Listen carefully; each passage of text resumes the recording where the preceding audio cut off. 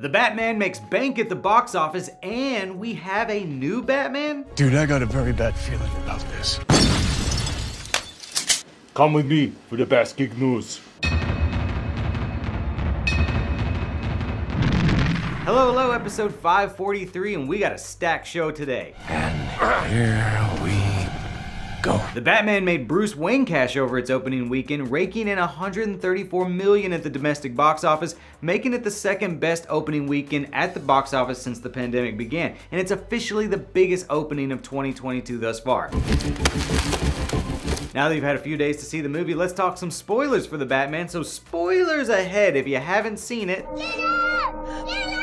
It's official, Barry Keoghan is Joker, and I'd like to remind you that I called it 5 months ago. I loved also that this is like the first Marvel movie that makes DC references, and you're actually going to be in the Batman too. Which is wild. We can't talk about that. You can't talk about the Batman? Mm-mm. Wait till they get a load of me. By now you likely know that the Batman sort of has a post-credit scene. What does that mean? What does that mean? If you go to the website radalada.com, you'll find a Riddler-like message that as of this filming is sitting at 43%. Now we do not know what will happen when the message hits 100%, but many people assume it will be a deleted scene from the movie or an announcement that the Batman 2 is greenlit, though come on. That's happening.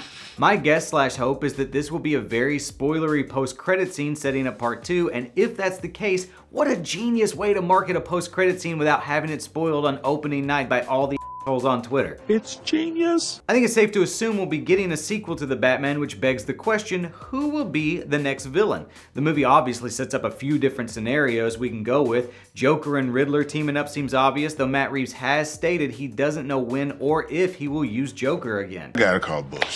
Robert Pattinson has even thrown out the Court of Owls as a possibility he wants to see, which makes sense considering how much corruption played a part in the first one. However, I feel like Hush makes a lot of sense now that Riddler has revealed that Thomas Wayne is responsible for the death of a journalist with the last name Elliot.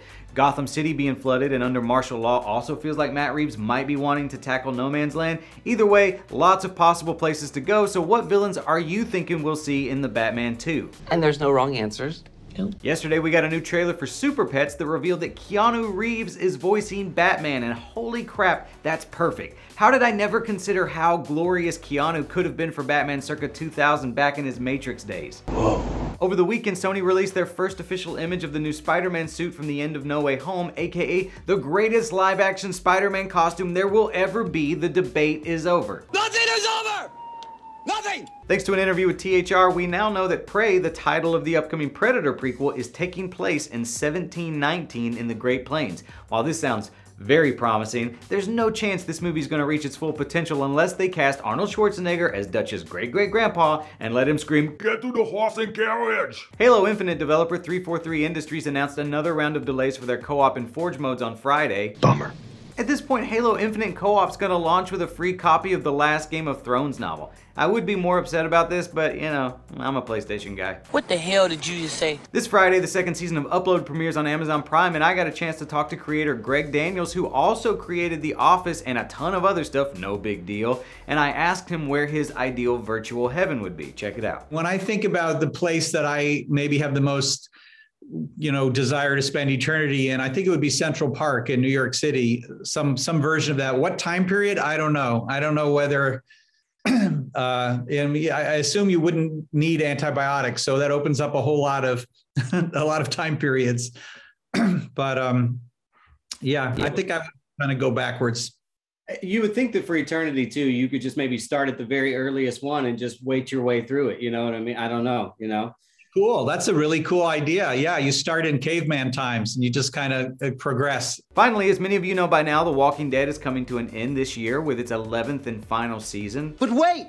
There's more. Fans of the series need not worry because joining Fear the Walking Dead and The Walking Dead World Beyond will be a third spin-off titled Tales of the Walking Dead premiering later this year. Thank you, sir. May I have another? And don't forget about the Carol Daryl spin-off in 2023. Thank you, sir. May I have another? Still not enough? Well, today it was announced that a Maggie and Negan spin-off called Isle of the Dead has been greenlit by AMC. Will it never end? And I'm spent.